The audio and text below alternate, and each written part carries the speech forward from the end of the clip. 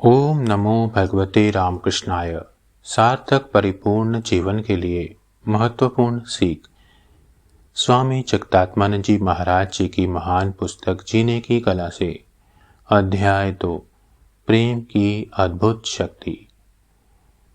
भगवान रमन महर्षि जैसे महान मनुष्य संपूर्णतया अहिंसा एवं प्रेम का अभ्यास करते थे। इस बारे में इस विषय में परम अप्रभावकारी ढंग से चर्चा की गई है। अहिंसा की अभिव्यक्ति। योग सूत्रों के रचयिता महर्षि पतंजलि कहते हैं कि अहिंसा भाव में प्रतिष्ठित व्यक्ति के सानिध्य में आकर पशु पक्षी भी अपने स्वाभाविक वैर भाव को त्याग देते हैं।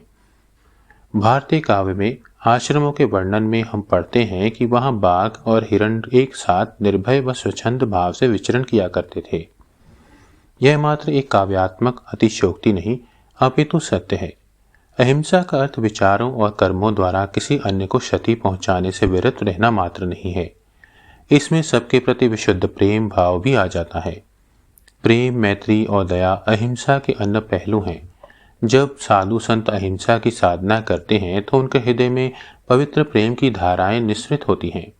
ऐसे उदाहरण दिखते हैं जिनमें ध्यान, प्रार्थना जैसी भाव साधना ना करने वाले लोग भी इन महापुरुषों के सानिध्य में शांति और संतुष्टि का अनुभव करते हैं।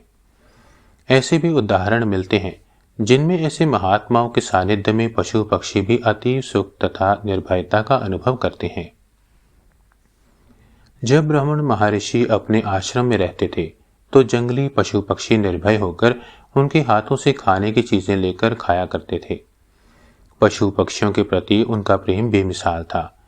पशुओं के लिए वे उभयनिष्ठ नपुंसक लिंग का प्रयोग ना करके पुल्लिंग या स्त्रीलिंग वाचक सर्वनाम का प्रयोग किया करते थे।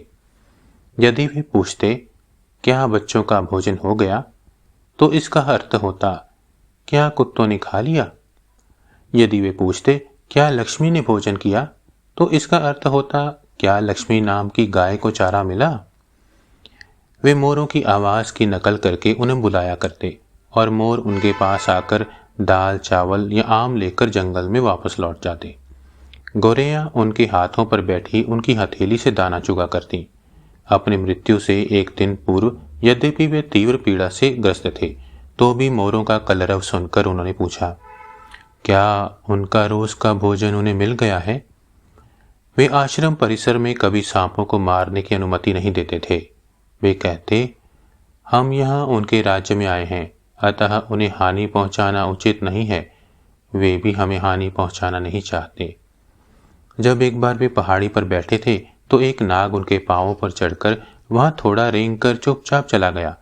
वे अविचलित और निर्भय बैठे रहे।